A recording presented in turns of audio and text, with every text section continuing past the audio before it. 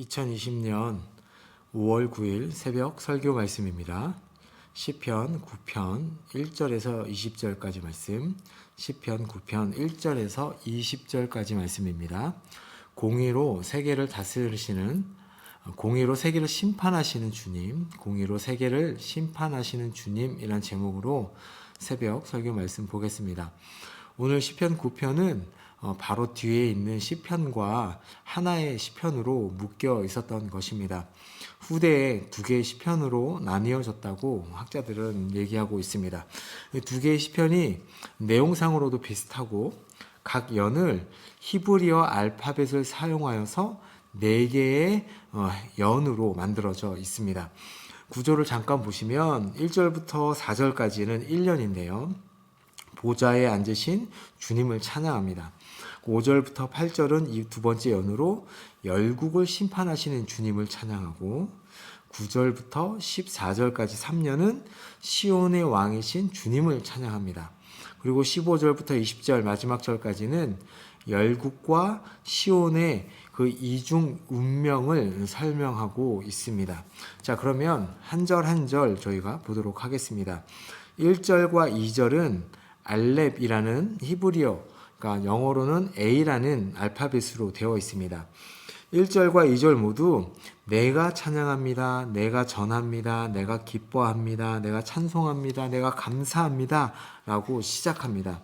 그리고 전심으로 온 마음으로 여호와께 감사하고 주님이 자기의 백성을 위해 행하신 놀라운 일들을 말하겠다고 다짐합니다. 이 연에서 보면 내가, 나라는 단어가 5번이나 나타납니다. 그러니까 시인은 공적으로 하나님이 하신 일을 크게 전하며 여러 사람들과 함께 기뻐하고 즐거워하고 하나님의 이름을 찬양합니다. 그러니까 하나님께 감사하고 찬양하는데 어떻게 하냐면 앞에 얘기했듯이 전심으로 한다고 고백합니다. 그러니까 두 개에 나눠진 마음이 아니라 전심으로 하나님을 찬양하며 하나님께서 행하신 기이한 일들을 낱낱이 전파하겠다고 고백합니다. 자, 3절과 4절은 알파벳 베트로 시작합니다. 앞에서 기도를 시작하며 감사를 드린 후에 바로 자신의 중심 주제로 넘어갑니다. 1절과 2절에서 말한 주의 기이한 모든 기이한 일들이 무엇인지 구체적으로 말합니다. 자신은 원수의 핍박을 받고 있었고 성전에 숨어서 주님의 도움을 구하였다. 그런데 주님께서 개입하시는 것을 경험했다고 말합니다. 그것이 무엇인가 하면 그들이 전쟁에 패배해서, 적들이 전쟁에 패배해서 물러간다라고 얘기합니다. 주님 앞에서 넘어져서 망한다고 합니다. 원수들이 주님의 임재를 보며 놀라고 겁에 질려 도망치며 후퇴하다가 넘어지는 것을 경험하는 것을 본다라고 얘기합니다. 그 이유가 뭐냐면 보좌에 앉으신 의로우신 하나님께서 자신이 무고하게 공격을 받고 불우한 일을 당한 것을 아셔서 그를 위해, 시인을 위해 일어나셔서 의로운 판단을 내려주셨기 때문이다 라고 고백합니다. 자, 5절과 8절은 지극히 높으신 주님이 어떤 분이신지를 자세하게 묘사합니다. 우리 하나님은 열방과 성읍들과 세계와 만민을 다스리시는 분이시다 라고 얘기하며 원수들로부터 핍박받는 시인을 건지신 이스라엘의 하나님을 열국들의 왕과 재판장으로 찬양하는 모습이 5절에서 8절까지 나와 있습니다. 자, 그러면 5절과 6절은 김멜이라는 알파벳인데요. 여기서 시인은 하나님이 행하신 옛 일들을 생각하면서 미래에 일하실 것을 바라봅니다.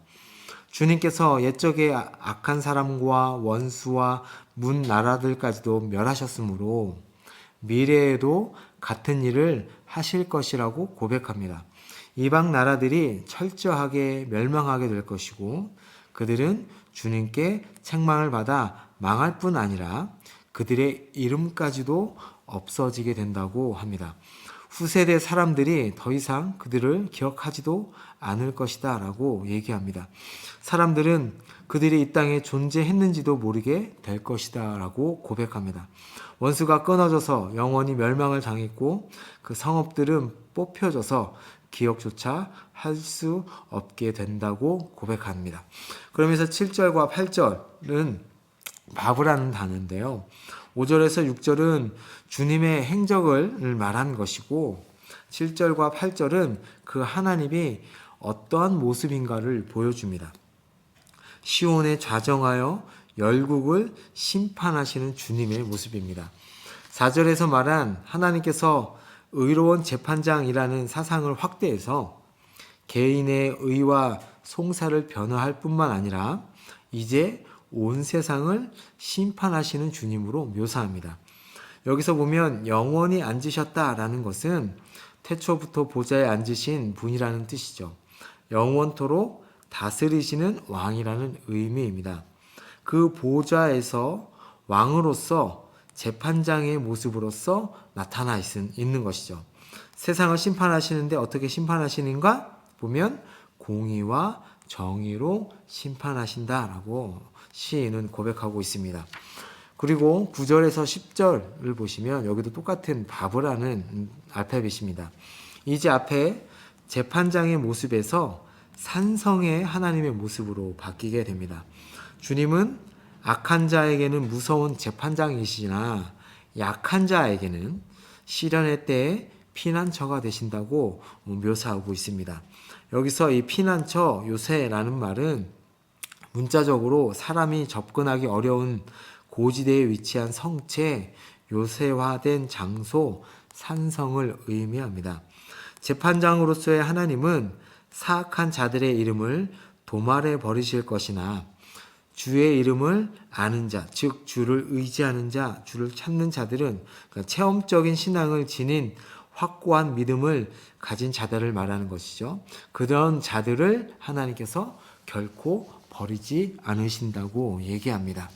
그리고 이제 11절과 12절은 자인이라는 알파벳으로 시작하는데요.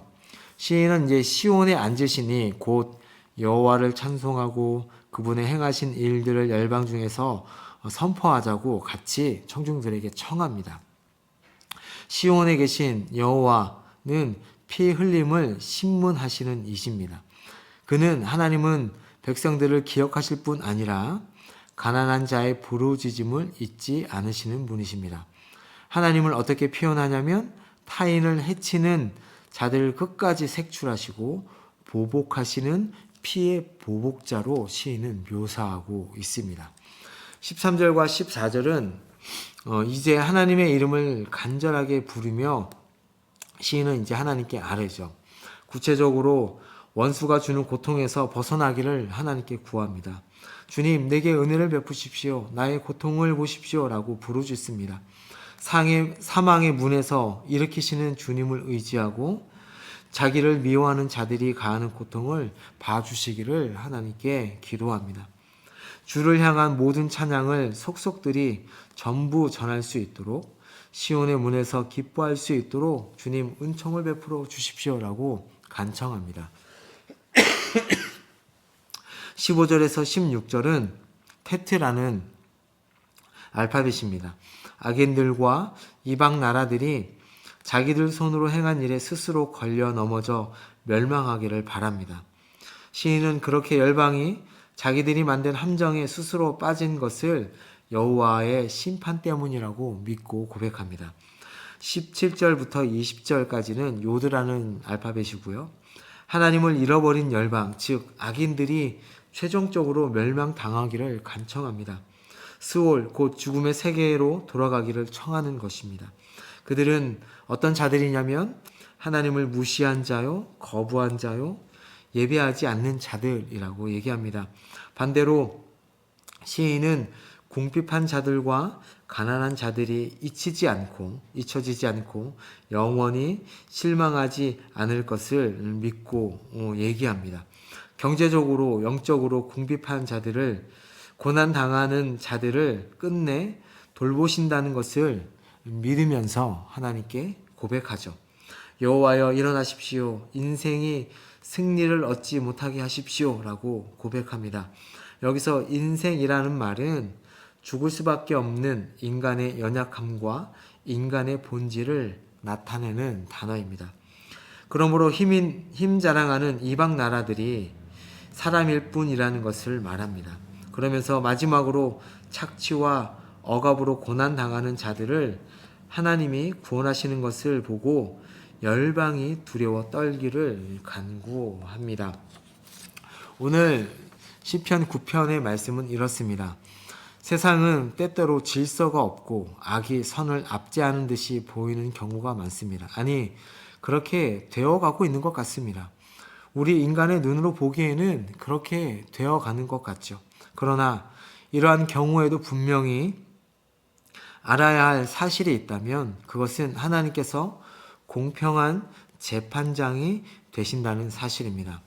곧 없어질 피조물인 인간이 역사의 주인공이 아니라 바로 하나님이 주관자이심을 우리는 믿어야 합니다. 지금 사회에 깨져진 모습의 원인을 죄송합니다. 다른 데서 찾는 것이 아니라 하나님께서 역사의 주관자라고 하는 의식을 잃어버린 그 영적인 파멸과 타락에 있다는 것을 우리는 인식해야 합니다. 하나님을 거부하고 무시하고 예배하지 않는 자들은 한낱 덧없는 권력과 명예를 추구하며 그것이 마치 전부인 양, 전 세계를 다스리는 주인인 양 떠받들고 삽니다. 그러나 분명한 사실은 그러한 주권도 하나님께서 주신 것이며 하나님의 뜻을 이루는 수단에 불과하다는 것을 인식하며 저희들은 살아야 합니다. 결국에는 하나님께서 모든 일을 공평과 정의로 심판하시며 하나님을 의지하는 자들을 신원하여 주실 것이라는 확신과 믿음을 가지고 살아가는 우리 남문교회 성도님들이 되시기를 축복합니다. 주님을 찾는 자들에게 피난처가 되어주시는 분임을 확신하며 오늘도 살아가시기를 예수님의 이름으로 축복합니다. 아멘. 제가 잠시 기도하겠습니다. 주님을 모르고 주님을 거부하는 악인들을 도만하시고 심판하시는 주님께서 주의 이름을 알고 주를 의지하며 찾는 자들을 잊지 않으시고 구원하시며 피난처가 되시며 의로운 재판장이 되신다는 이 사실을 기억하며 주님 오늘도 살아가게 하여 주옵소서. 때로는 억울한 일들이 우리에게 있다 할지라도 하나님께서 분명히 알고 계시며 심판하신다는 것을 잊지 않게 하옵소서. 하나님께서 심판하시고 공의로 재판하실 때 열방이 세상이 그것을 보고 두려워하게 하여 주시옵소서. 오늘도 우리의 피난처시오 구원자이시오 감사의 제목이신 그 주님의 이름을 찬양합니다. 전심으로 주님을 찬양하며 예배합니다. 그 주님의 이름을 높여드립니다. 살아계신 예수님의 이름으로 기도합니다. 아멘.